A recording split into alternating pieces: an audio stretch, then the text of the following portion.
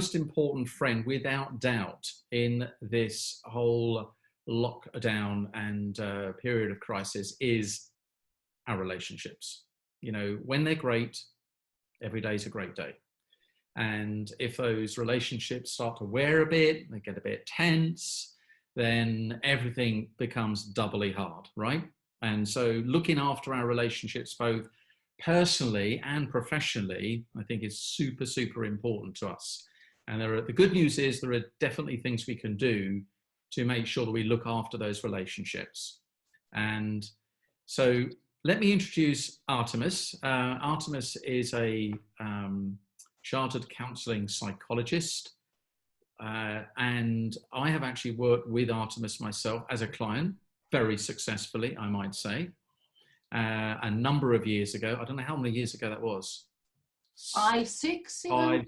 5, 6 years ago, maybe longer. She was brilliant then. I've subsequently recommended her to a number of friends.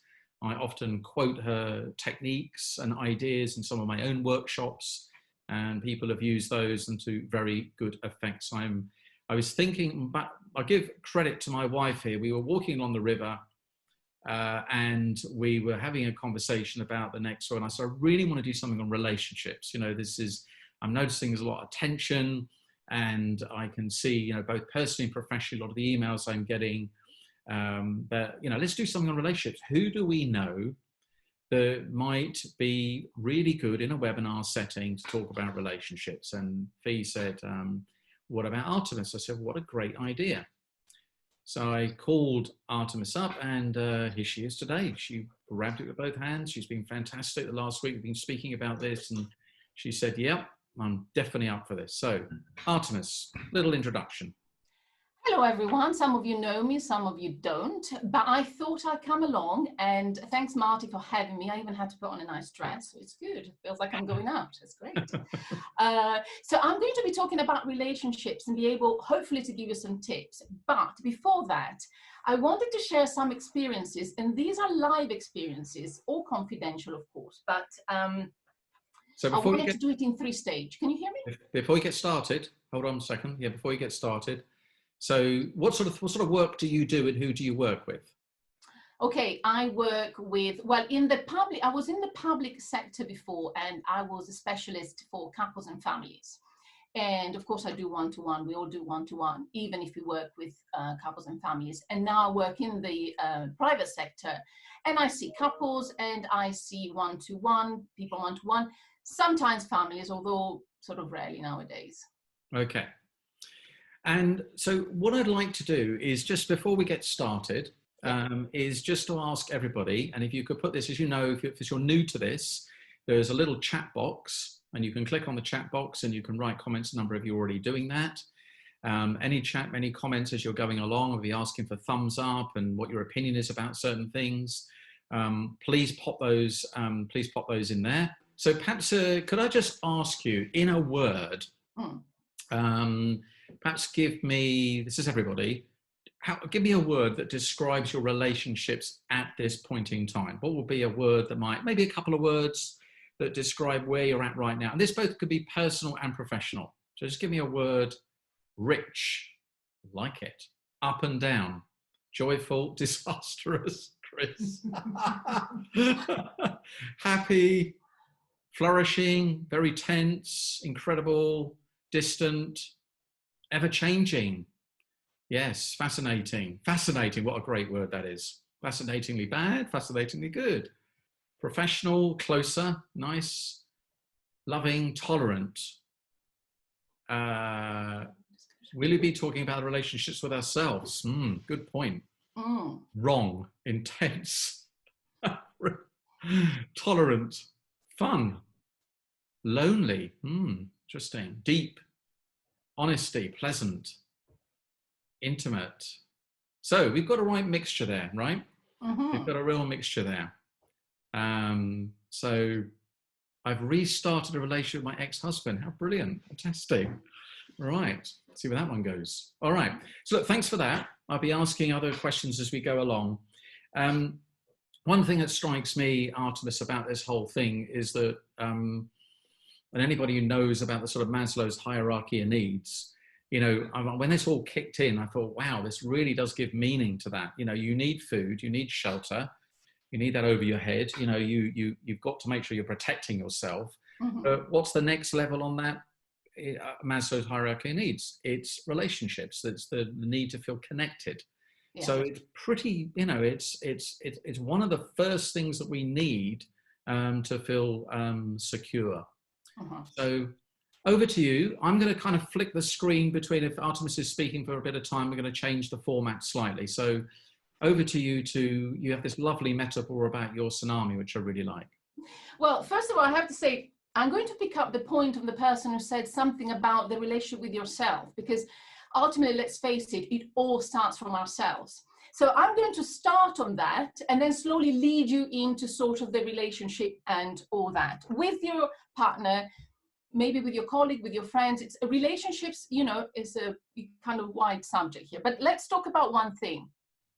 I'd like to talk about the experiences that we all had as psychologists, because we meet once a week and we kind of go, hey, have you noticed what's going on here?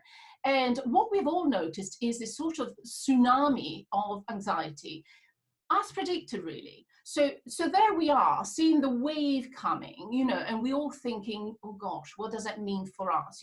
So, kind of fear of contracting the virus. Maybe we have parents or grandparents that are, vulnerable, fear of loss of childcare, and all those sort of things that basically lead us to kind of get our lives upside down. I'm going to give you a real experience, because I'm going to give you today live experiences actually of what clients have reported to me. So I had two people that survived the tsunami. One was a friend in the 2004 tsunami, and one was the client, a hero of mine actually, I think. So survival of the fittest, the friend climbed the tree, okay?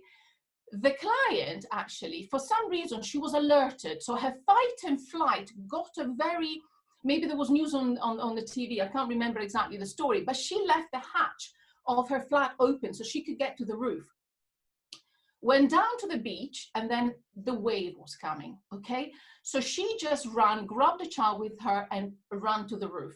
In other words, her fight and flight, her response to threat was so sharp, she saved a life and that of others, actually.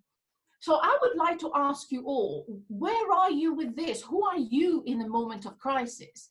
Because I'll tell you something, it's important to review that, because if you're the person that in a moment of crisis, you run out, right? Tsunami is coming. Gosh, let's go and get some toilet paper. I don't think that is a good survival mechanism. So I'm just going to leave you just with a thought and think about yourself. Now, who am I in the moment of crisis? Because that's very important when it comes to relationships. Because once we are activated, how we then behave after that is very, very important, okay? So phase one, the anxiety, the tsunami. And then what we've all noticed in phase two, tsunami has gone. You look around, disaster. Everyone went into a low mood now. So we've gone from fight and flight into some sort of freeze, okay? And this is what people reported to me, tiredness, extreme tiredness, okay? Now, relate that to relationships. When we are tired, we are snappy with our children, with our colleagues, with our friends and neighbors, you name it. And one of the reasons we are tired, and I'd like to put a little bit of psychoeducation, because I think, as a psychologist, I'm sure you've heard loads of stuff, right? But let me come in a little bit like a psychologist here. Sleep deprivation makes you anxious, okay? And you're tired, why? Because when we do things automatically, we have to think, okay? If you have to think every day you get into the car about how you're going to put the gear on, you're going to be absolutely exhausted, okay? So we now have to start thinking, what do we do at home? And all those things that lead us to do things in a consciousness way, actually. What mindful say, be present, but that's overly present. Okay, so people have reported, feeling really bad about themselves, not being able to kind of be good at work because they can't meet the targets. They feel like they're not really good at work. They're not good partners because they're snappy to their children. And all this, which leads to people feeling not so good about themselves. Okay, so that kind of answers a little bit about why we need to look at ourselves in relation to others, right? So who are we, basically? So remember, after all this goes on, we are going to take it out on the people near us, okay? We are going to be snappy at our partner and our children, as I said, okay? All our coping strategies are now gone, okay? So we don't go over to our friend, you know, over there and kind of have a little gossip about our partner. We don't go to the gym and sweat it out, you know, get all the energy. Oh gosh, I'm so annoyed about X, Y, Z. You know, we don't, you know, we can't really go for a walk any time of the day. We have to be a little bit, you know, conscious of that. So our coping strategies are now gone at a time that we really need them, which means our level of tolerance is shrinking shorter and shorter and shorter. What does that mean? That it takes literally a very small trigger to just get a huge reaction, okay? In other words, think of it as if we're looking at everything through a magnifying glass, okay? Everything will irritate us. And it's not just you, it's everyone, okay? This is universal, okay? So now we have to go to another stage, which is a phase 3. We now need to rescue here. Why? Because the longer we stay in a state of fight and flight mode, the longer we stay in a low mood, the harder it's going to be for us to come out of it. So what we need to do is we need to address the fear, okay? Where are we with that? What are we scared of? Is it we're going to lose a job? Is it our kid's going to pass the GCSE? Is it, oh my God, you know, what is it yours? It's individual to you. You know, some people were very scared of toilet paper. I don't know, we all do silly things. It's not just the toilet paper people. I locked myself out. And the only person who had the keys was my neighbor who had the COVID. So I couldn't go and get the keys because it's the last person I want to go. I'm isolated because I've got asthma, so a bit longer than others. So we all do that in fear, and, you know, we panic. We need to lower that down, okay? So let's look at strategies. There's plenty of strategies out there that they give you on how to lower the fear. But give me a sort of a thumbs up if you're relating to this. I think there's a little thumbs up mechanism on things, isn't there? Yeah, well, hands up. It's called hands up, isn't it? Yeah. Raise your hand. That was the terminology I'm looking for there. Yeah, so give me a raise of hands if you relate to what Artemis is describing here. Where does that actually show up? Oh yeah, lots of yes. Yes, virtually everybody. Okay. So I think it's a great metaphor, and I can certainly relate to what you're saying. I think you would describe it to me, this sort of hyper sensitivity that people are living with. So everything, sort of like your metaphor of the magnifying glass, everything does feel amplified and magnified.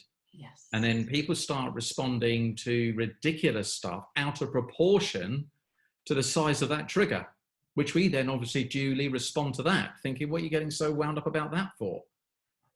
Yeah.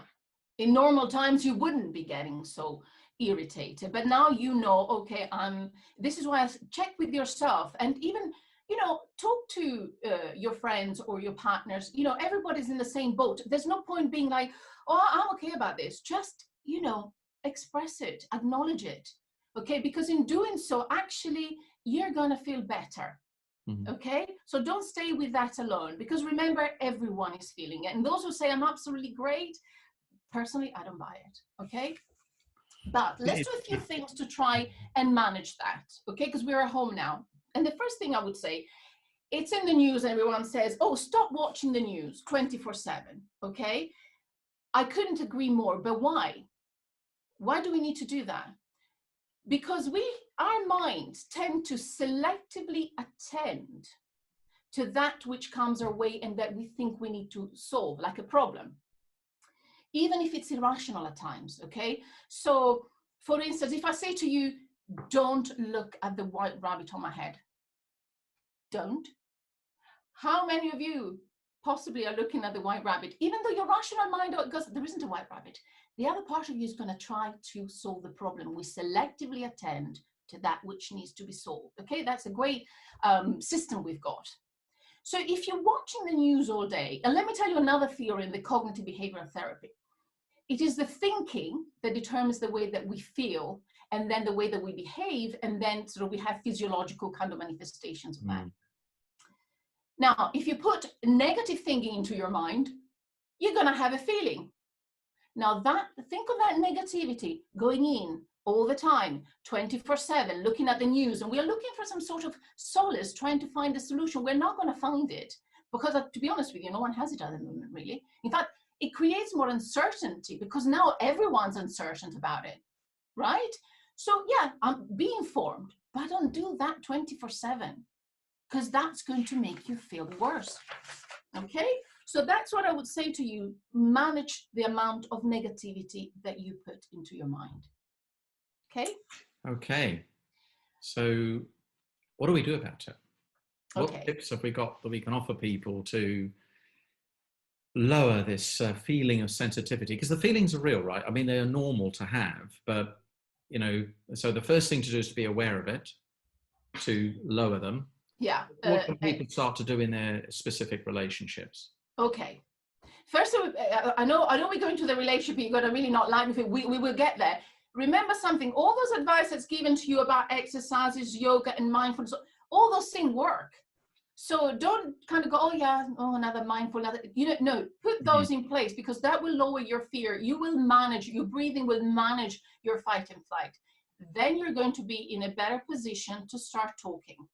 Okay. Otherwise, if you start from an activation point, you're likely to escalate into attack very quickly.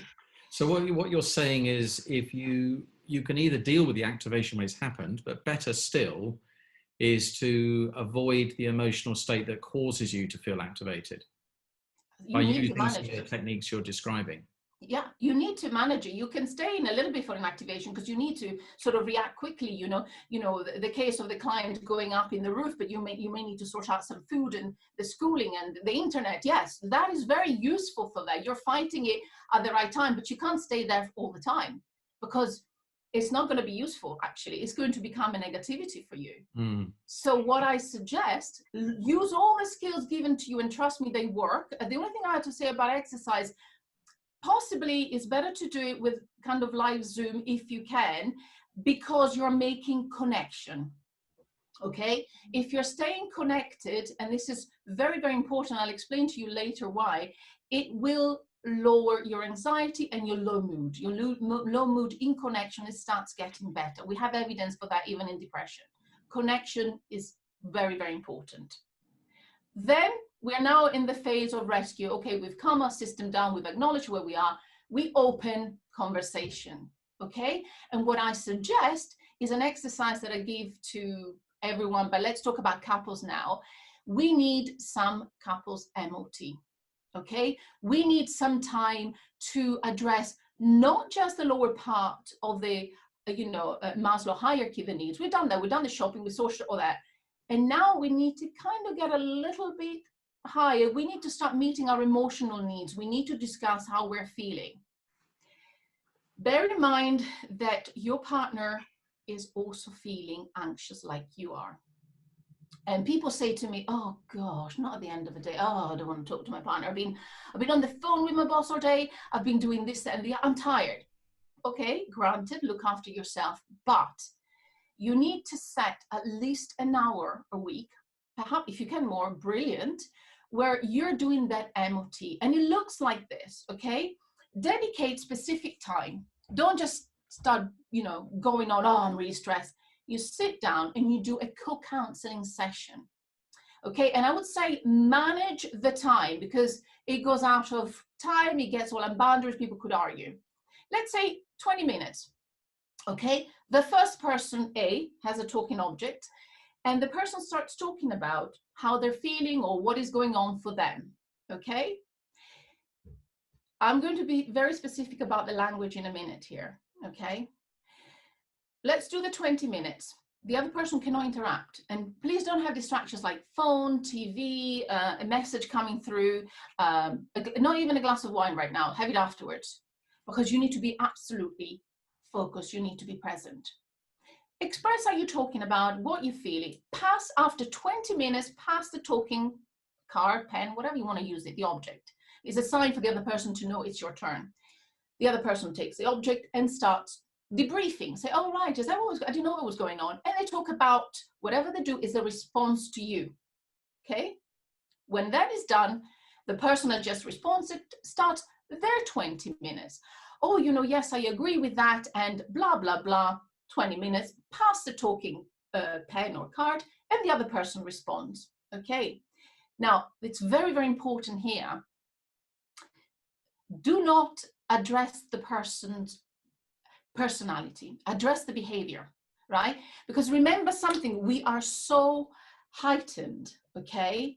I would say even for everyone, this is not just for couples, I would say for people who are managing, for people who are talking to colleagues, for people who are talking to neighbors. I use this, right? This is my card, right?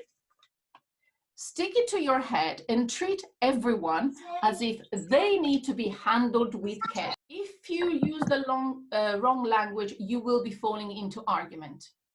And what I would like you to do is for you to ask the other person to give you a word.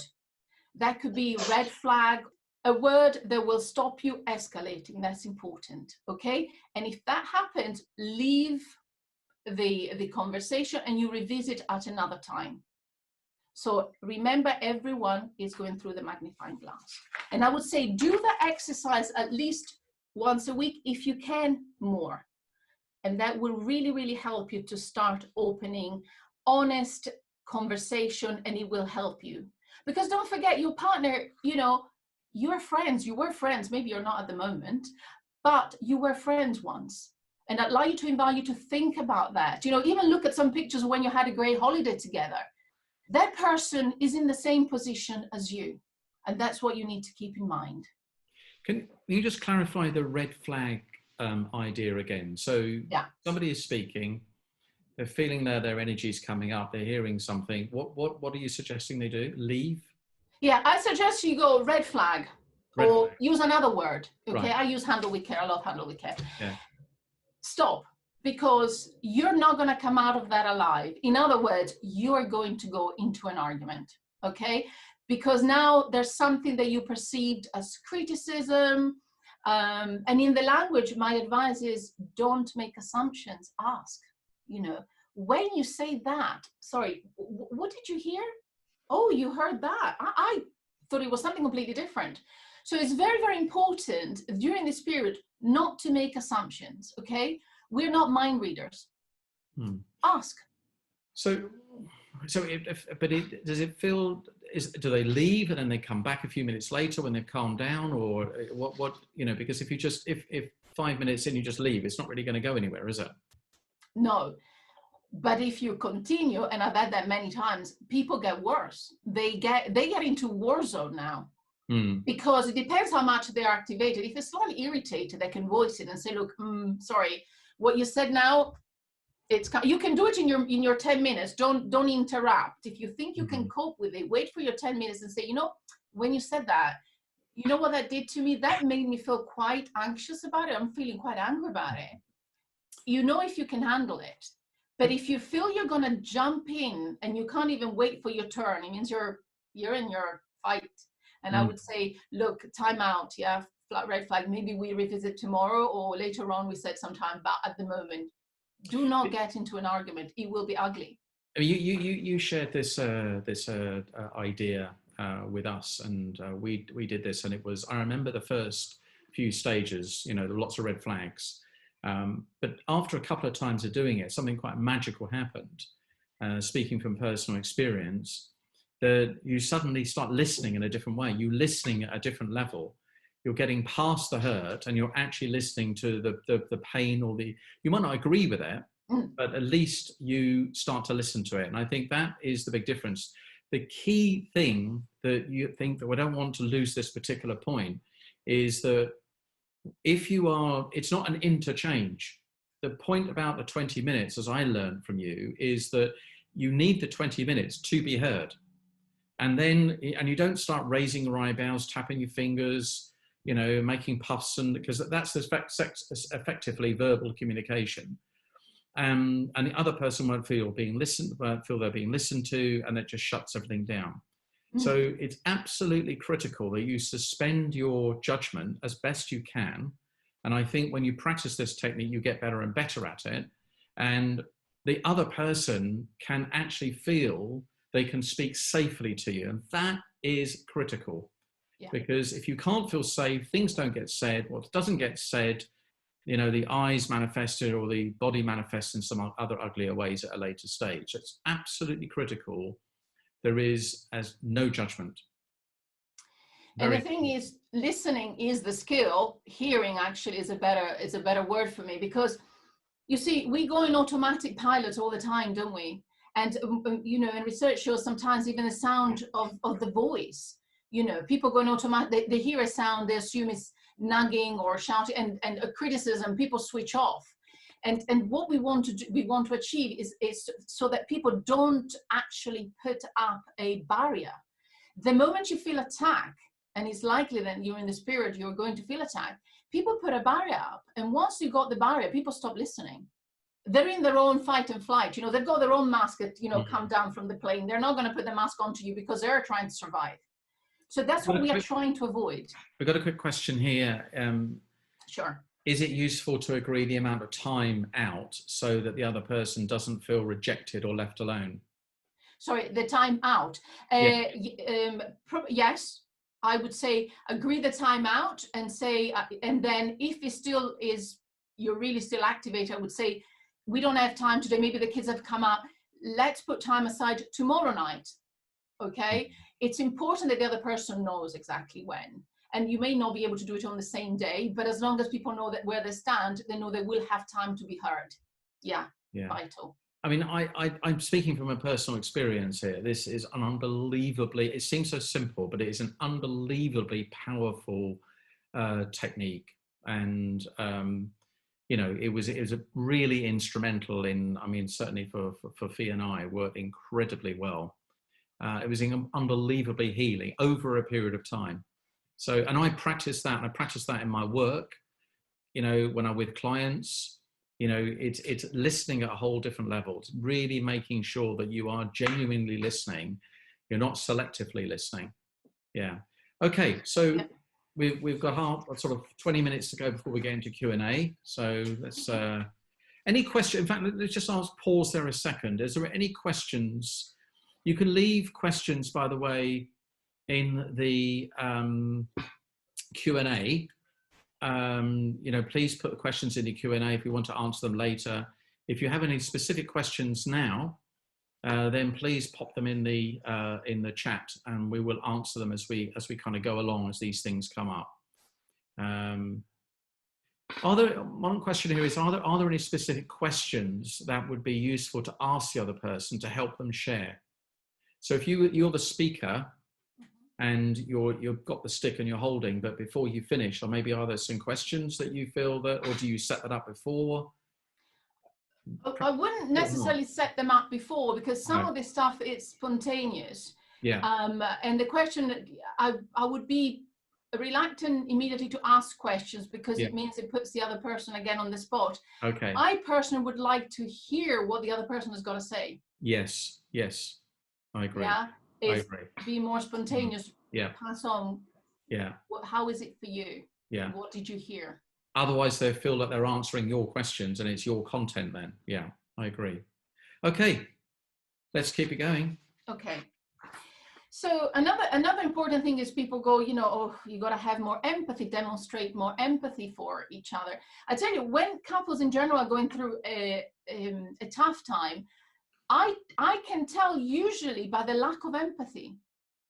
You know, they tell you something happened and people go, you know, and it's like mysteriously that seems to be disappear. The longer it's people stay in kind of problematic communication, the less the empathy. So how do we develop empathy? Well, the whole concept of empathy is trying to put ourselves into somebody else's shoes. And I actually think that when you are in your kind of, say, critical point that you don't want to listen anymore and you're not interested, the truth is it's very hard to do that. But I am asking people to go, just connect to the person that you met. You know, this is another person. They're going through a struggle. How would you treat this person if they've been your friend, your brother, your sister? You know, try to understand. This is not just about you. Try to take that mask and put it onto somebody else. They're going through a struggle. And in that, you then start thinking a little bit about, oh, okay. Altruism actually is a very, very beneficial thing. it helps you, it helps your perspective when you go into somebody else's shoes. And then you try to work with that. Practice it. Everything needs practice. I'm sorry, when we're an automated pilot, we need to stop and we need to start practicing it. We need a different way. If we keep doing, you know, things the same way, if we keep having the same tone of voice, no, we are not learning anything about ourselves or others. So why not use this time to do something different? So when you come out of this, you think, you know, all that period was, you know, it wasn't positive, but at least something I got out of this. I actually stopped and did something different at a time of crisis. You know, this is opening the hatch of the roof for the lady to run up on the roof. This is your good mechanism to crisis. Develop it, improve it. Okay.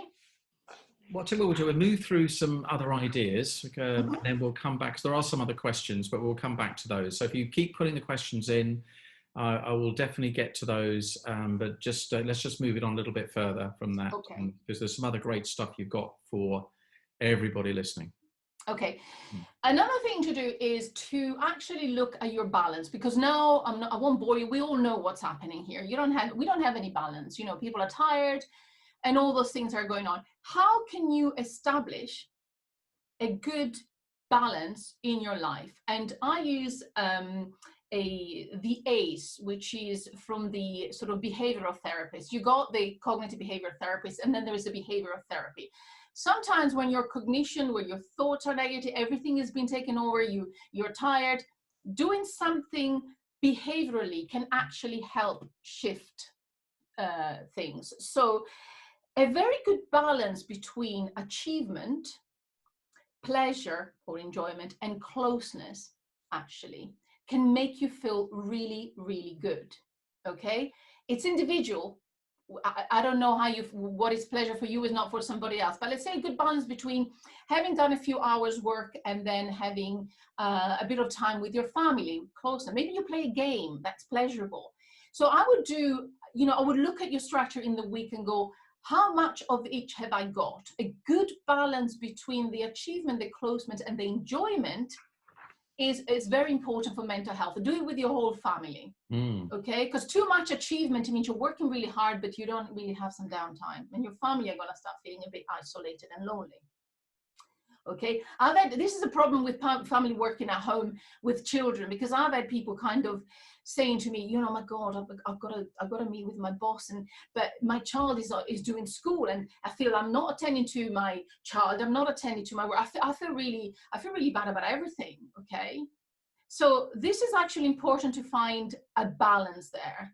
With this particular client, I said, look, the best thing to do if your boss is understanding, and in my experience, most people are at this point, is to say, hey, 4 hours on a Tuesday when my child is doing something on the computer at school, I need to take it off. Can I then work from 4 until 10? I still will put actually more productive hours in place, and you will feel better as a parent and better as an employee. So your achievement here and your kind of closeness to your family is better. And you then introduce a little bit of pleasure. Maybe you all watch some TV together. Again, a red flag. If you watch too much TV, and I put my hand up, I've become a Netflix addict. And my husband told me, you're just watching TV. Okay, I had to cut it off because you switch off. That is okay in the balance of pleasure, but you can't just have all the kind of enjoyment. You need to be able to be actively present for your family and for your partner. Just reflecting on a few emails I've had following the podcast last week, which was fantastic. Thanks, James. Thanks, Jim. And you know, I think while someone was saying to me how the lines between work and their personal life are blurring, and actually people who are working even harder.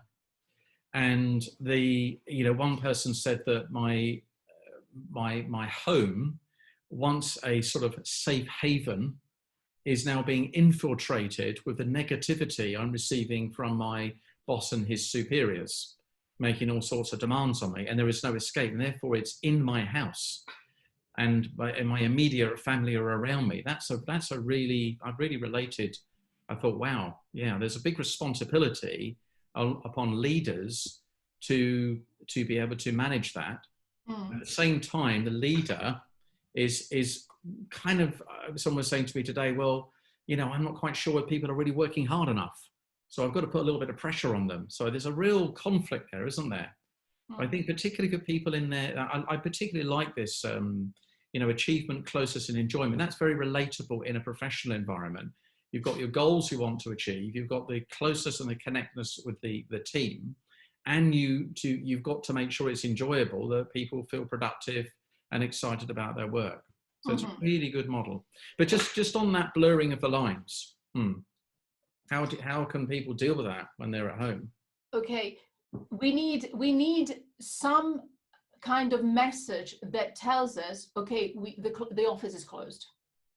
Okay, first of all, it's better to communicate with your partner that my poor husband is sitting next to me, he's doing technical stuff. Yeah, and I'm getting fake if me looks there for a moment. Yeah, he's a lawyer, and at the moment the courts are closed, so I'm offering all sorts of support for people, even like late at night, like 7 o'clock. I normally would do that once a week. So we kind of need to be at least communicating and say, and he asked me, what time do you finish? We need to make it clear, once we decide the office has to be closed, it has to be closed. It means you tell your boss, I will be working my productive hours within this times, and then after that I won't be able to be reached, because it's unfair to be 24/7 on call right now, because the burnout rate will be huge. The depressions, and in case of doctors actually, will be PTSD as predicted. I think it is starting. So it's important even for managers and people above them to understand that the burnout rate is going to be huge. So the expectations have to be really managed here. People still have to work, and maybe you let them choose what time do they think they're going to be really productive. Because some people with small children are not going to be productive at that time, normal hours. They're not. They're going to be more productive when their kids are asleep. They don't feel so guilty. They don't feel so worried. Okay, so work with your people and say, hey, what do you think? And maybe one day they can't be that productive. They're feeling low or anxious, or they weren't able to get eggs and milk as at the beginning was happening. Then work with communication. Okay, when do you think you can do it? But demanding something and putting people under pressure is not the way forward. You'll burn your people out. They won't manage at home, and it's just not way to move forward. And they'll come out of it kind of depleted. And we don't want people to come out of this depleted. You want to come out feeling, oh, that was hard, but I managed, really. 3 words here: contribution, care, and connection. Are completely right, Steve. That is, if people feel they're contributing, and then their self-esteem goes up, and they tend to treat better others in any case. So there is a definite balance between these 3. Okay, love that. I think it's a brilliant thing. If people can just keep that as a frame for themselves, where am I getting am I all about achievement? Am I all about closeness? Or where am I getting am I making sure that the relationship or relationships are enjoyable? Making it enjoyable. Okay, let's keep moving on, Artemis. This is great. Okay.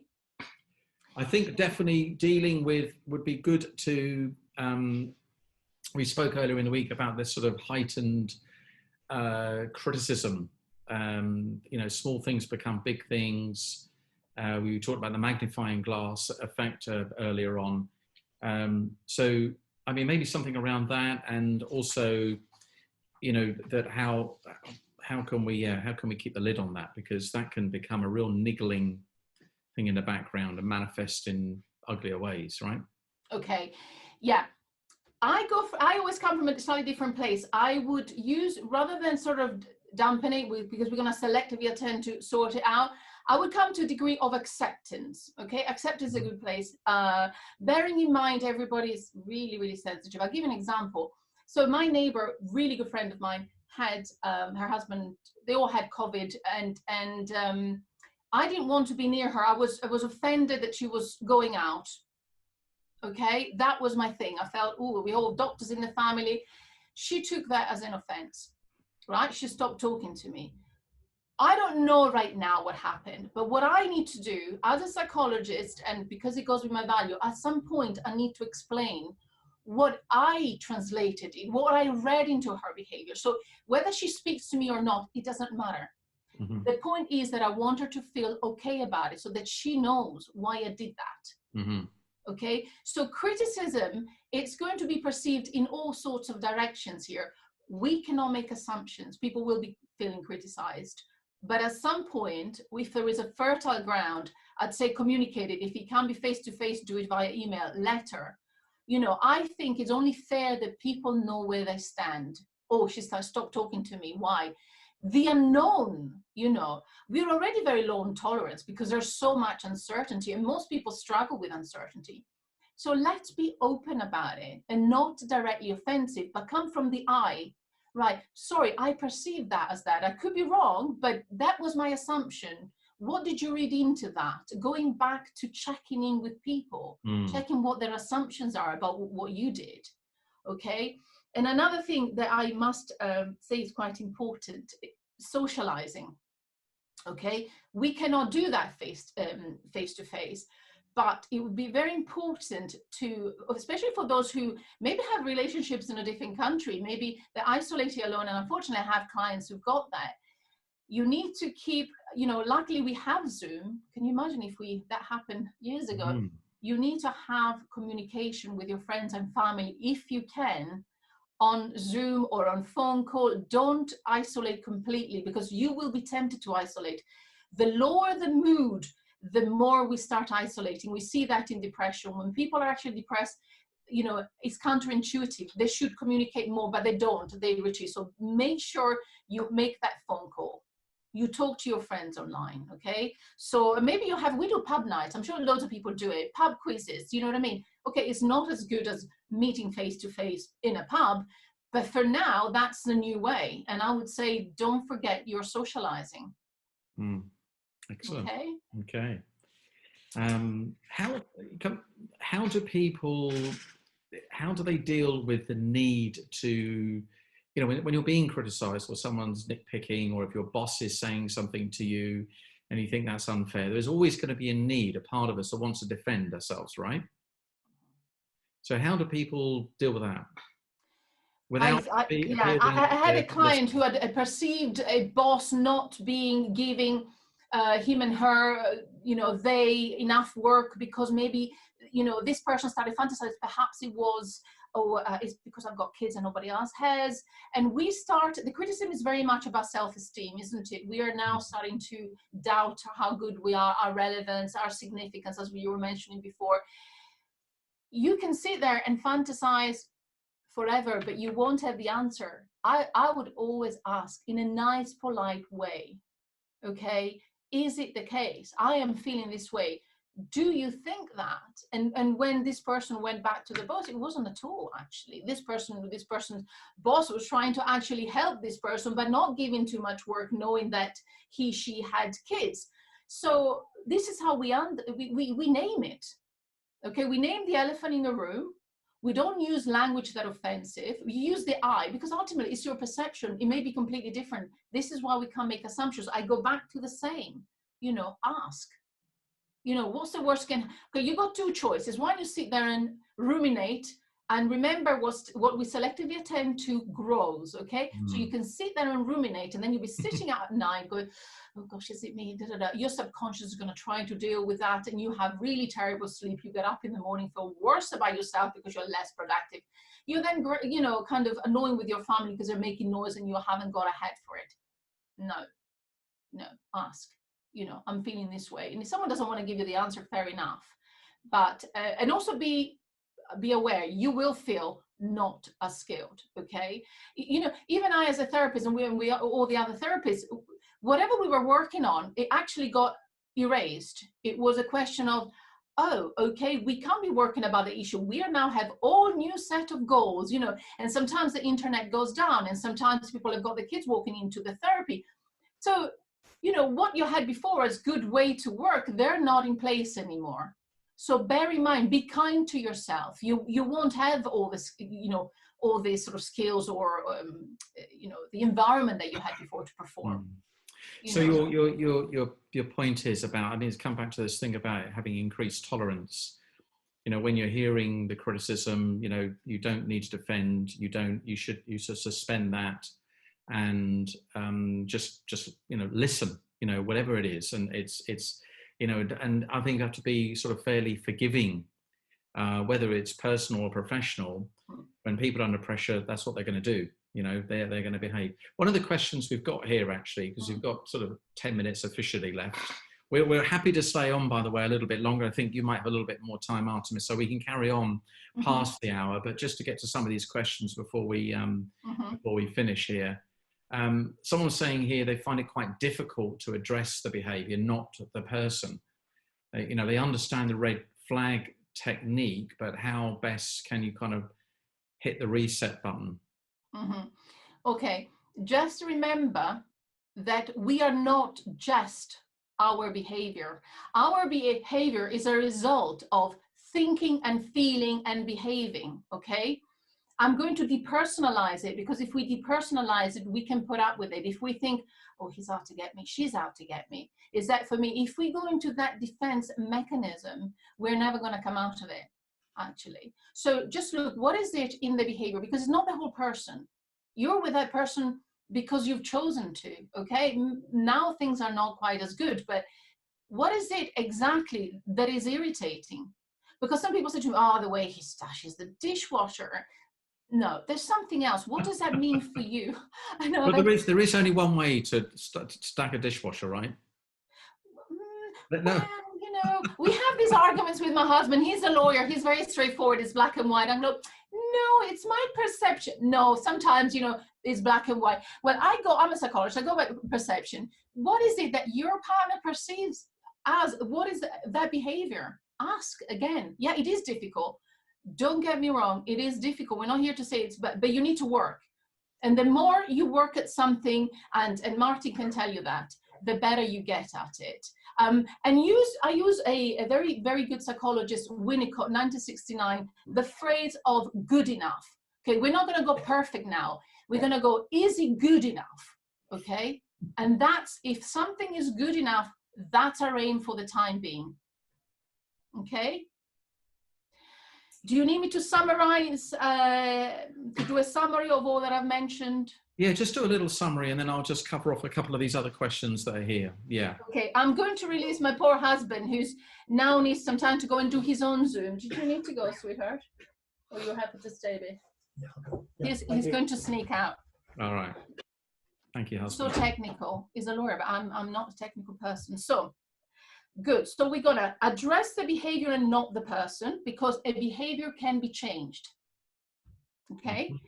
We do the relationship MOT, if you can, once a week. In fact, I've got a couple of very good friends, Alan and Aisha, happily married forever. And that's what they say they do every day. They do this MOT. They can do it every day. But if you can't, once or twice a week. Use the red flag way of communicating if you're about to lose your temper, okay? Because remember, you'll be triggered now. Remember, your partner is not your enemy. He's your friend. Ultimately, he's your friend. He's there with you to share the kids, to share your trouble.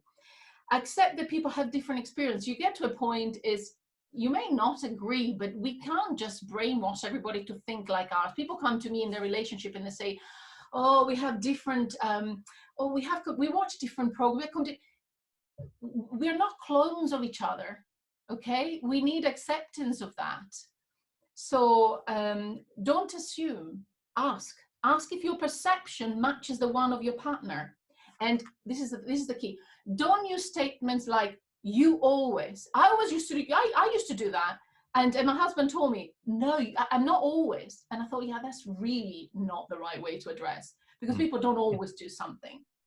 And also it doesn't give them a chance to try anything else, because they've been put, you know, in a box. Don't accuse, just say, I have noticed. I have noticed that when you do that, that's what I feel, okay? Don't make assumptions. And this is the other thing, if you are in the red flag, leave the room and ask for time out, but tell them when you're going to be back. Okay, fantastic. That's really good. Thank you. Okay, well, look, if there's any other questions, please either pop them in the Q&A or on the chat comments. There's a couple more here. Someone's talking about when they feel safe at home, as working at home. I feel safe at home as working at home. My husband is still out working. I feel quite jealous, envious he can go out, and also fear he might infect me. And there was another comment about the same sort of thing, about the kind of, if one partner's been able to go out, they feel a little bit jealous about that. Mm-hmm. Mm. Are you able to share it? Are you able to sit down, and speak to, you do your MOT and you kind of go, Mm-hmm. I wish I could go out, how was it today, Mm. and just owning it is enough to share it with your partner and start diffusing it. Mm. It is a reality. You see, we match responses, right? When we look at even a mental health, we match responses. Does that response match? You're right. You're locked in. Everyone wants to go out. You're not wrong in feeling that. Just own up to it and share it. Own it. Yeah, of course you are. You got the right to. Mm-hmm. What about, there's a question here, Artemis, about how do you instigate a conversation with your partner, boss, or whatever, if they don't feel the need to talk? Okay.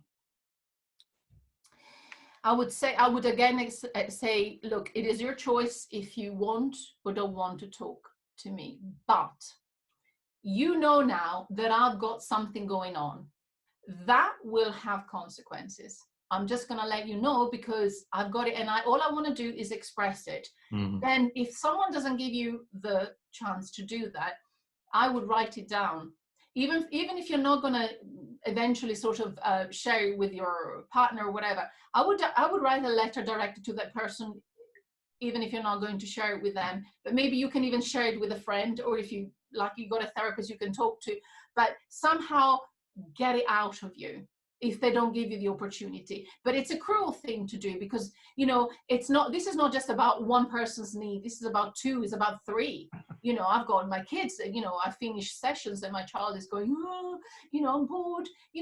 We have to be mindful that it's about other people's needs. It's not just about us. And I would like to remind that to people. If someone says, I don't feel the need, I'd rather they said, look, I'm a bit tired, I would ask, can we maybe talk about it, because I feel like it maybe in 2 days time when you're feeling better on a Friday night. But if not, write it down and find a form of expression that needs to come out somehow. Okay, thank you. I'm just reading another question here. What to do if you're dealing with an elderly person under lockdown who is very negative and critical? This is someone, I think, caring for her mother, maybe because they've lost control in old age, have arthritis, that's a tricky one, right? Yeah, living with I'm practiced on that one because I do that to my mom every night. Okay, you have to understand, this is empathy. Put yourself and to some degree, don't get involved in so much emotional stuff. In other words, allow your mother to, I'm going to use another of my silly analogy, which I've actually learned from Alan and Aisha, my friends, is you let them vomit in the bucket. You hold the bucket, okay? Let them say what they want to say, because at the end of the day, they just need to express. And there's something that my mother told me that really hit home for me. And she's a very active person, normally tango, she's more active than me, really lovely. But she says, what I experience now at my age is the fact that how long have I got to live my life? And every day that passes by that I don't know when we're going to live in life like it was, I'm closer to death, okay? And that's a reality. And she's right.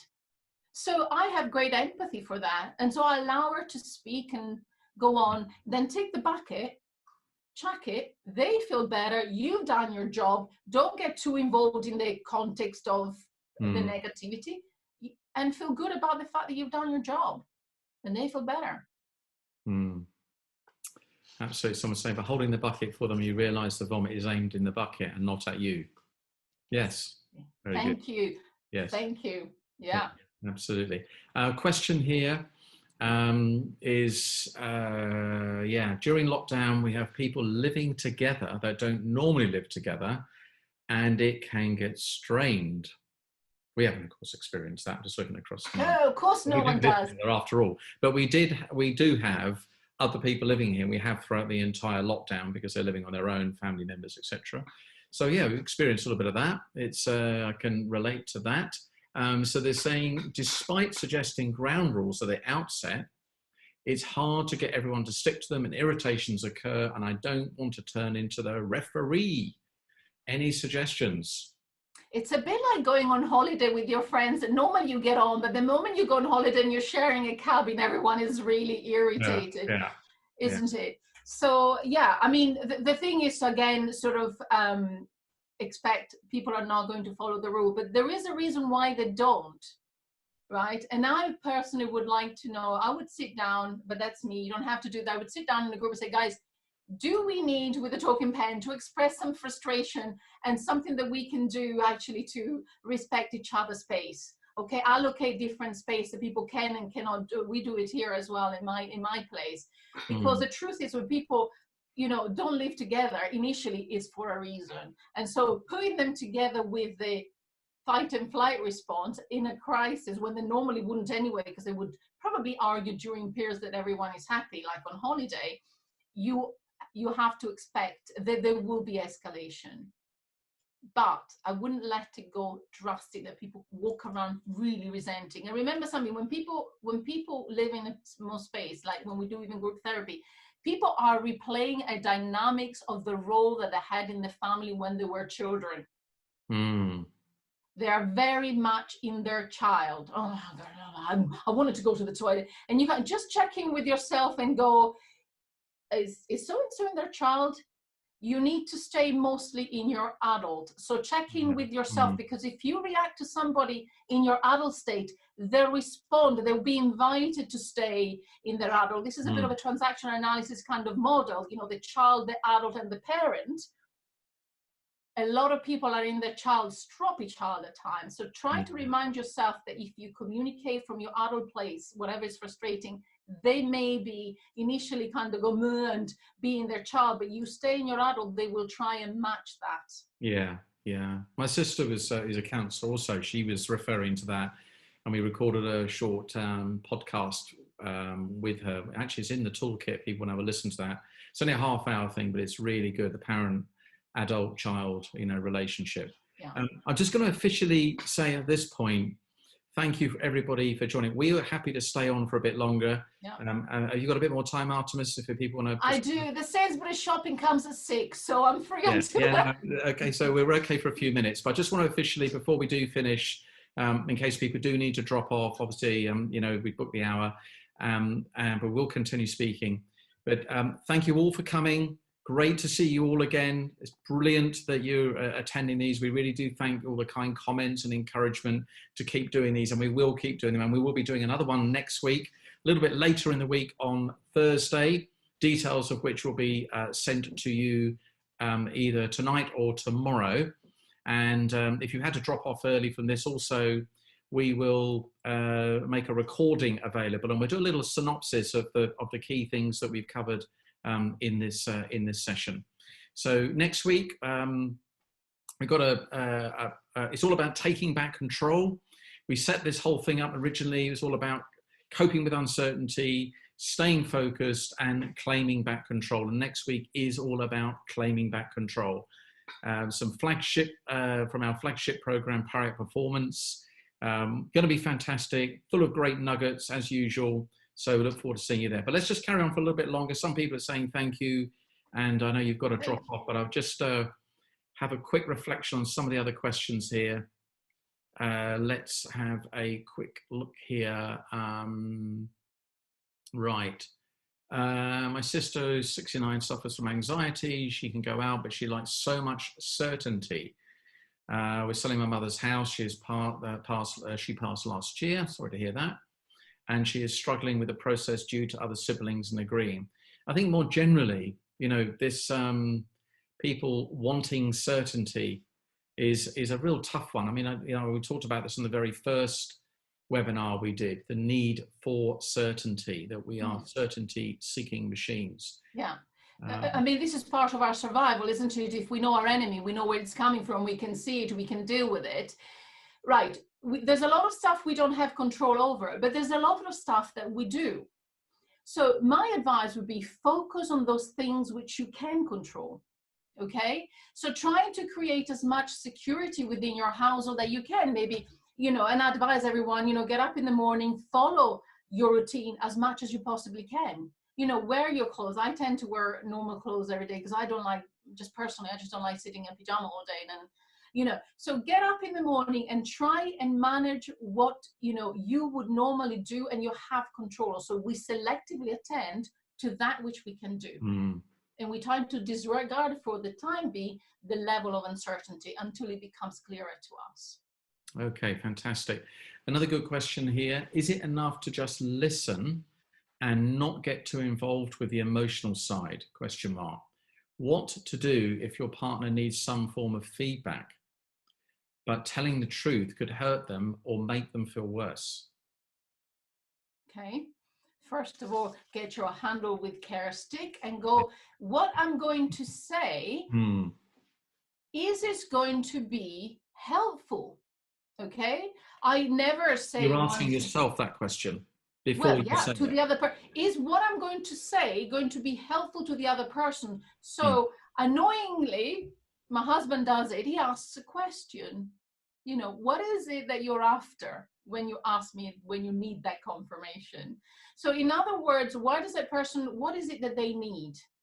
Okay. And I wouldn't say, oh no, you're terrible because, your hair looks awful and you really should have had a haircut. No, I'm going to find out what is it that they're after. So I would do a little bit of Socratic questioning before I commit myself to be crucified and then to be negative escalating into argument. Careful. If it's not helpful, say it in a different way and maybe at a different time.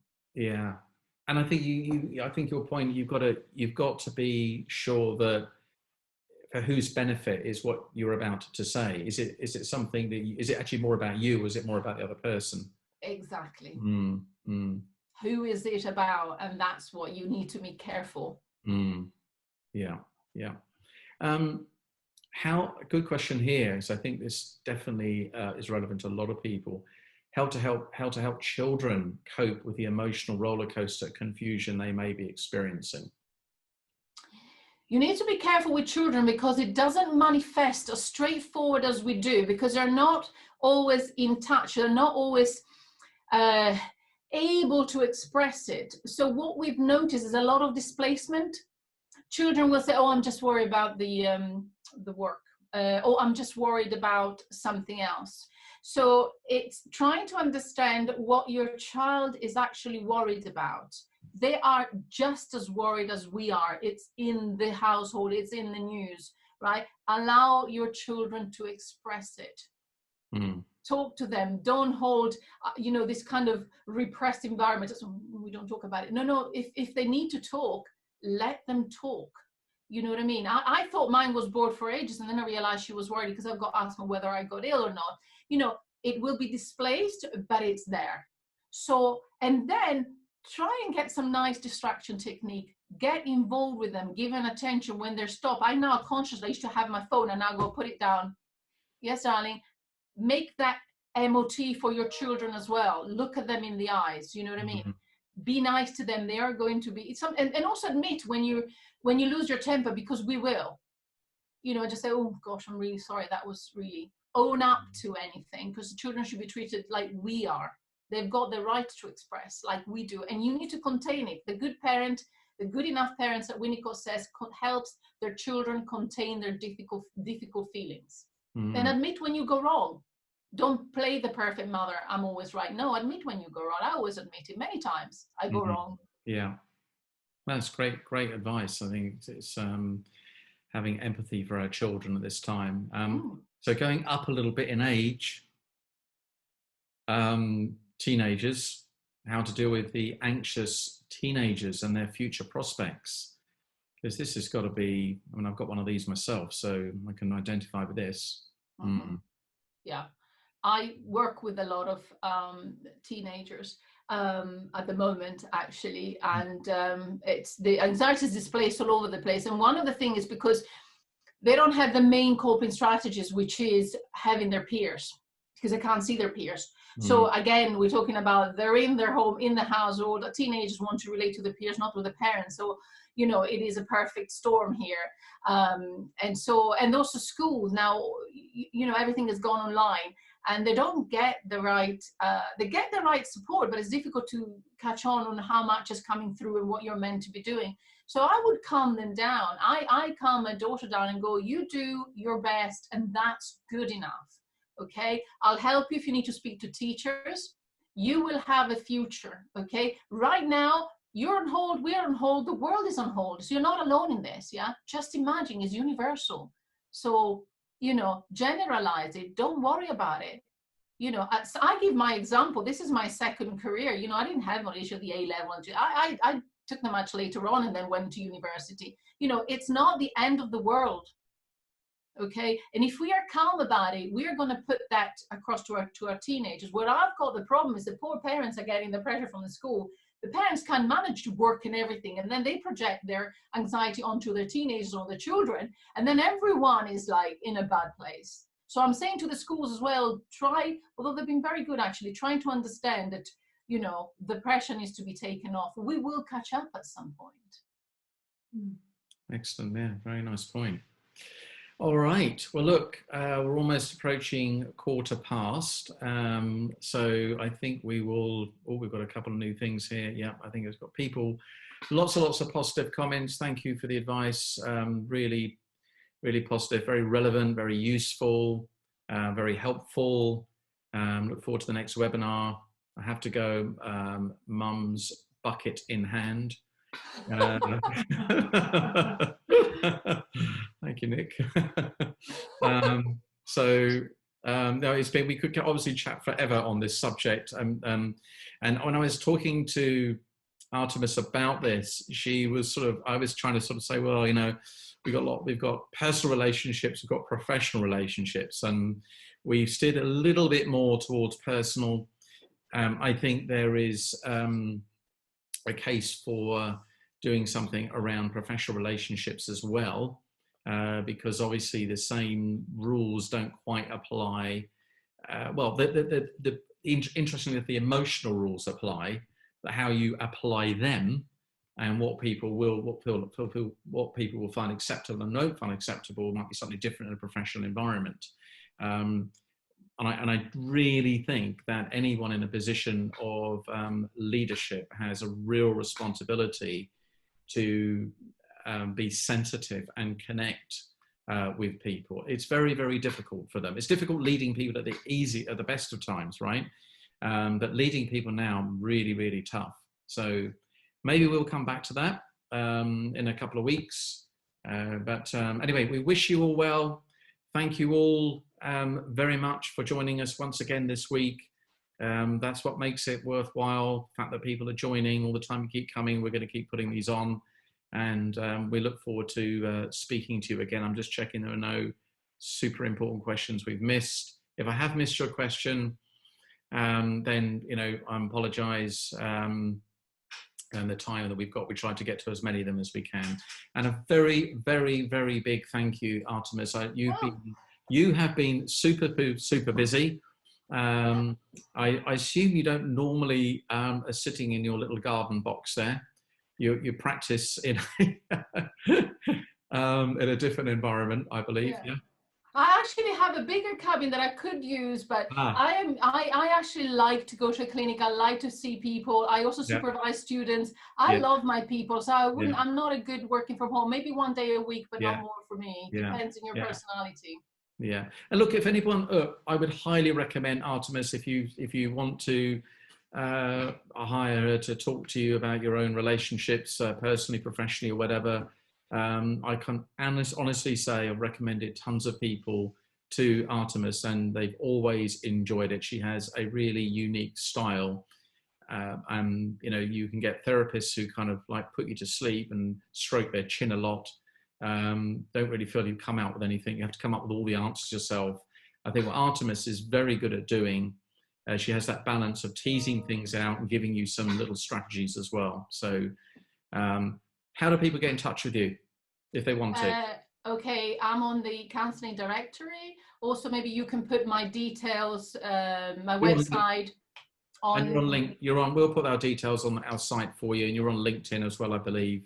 Yeah. So I'm on LinkedIn. I'm on counseling directory. Yeah. I've got a website, Yeah. the counseling directory that you can maybe put for the participants. So, Right. and my phone number, it's my work number. They can Yeah. contact me, email me. Yeah. Yeah. Okay. Thank you all very much. Thank you all. Thank you for relationships. Yeah, keep them nice and healthy. All right. Okay. Good to see you all again. All righty. Okay. Thanks, Artemis. Thank you. Take care, everyone. Bye now. Bye.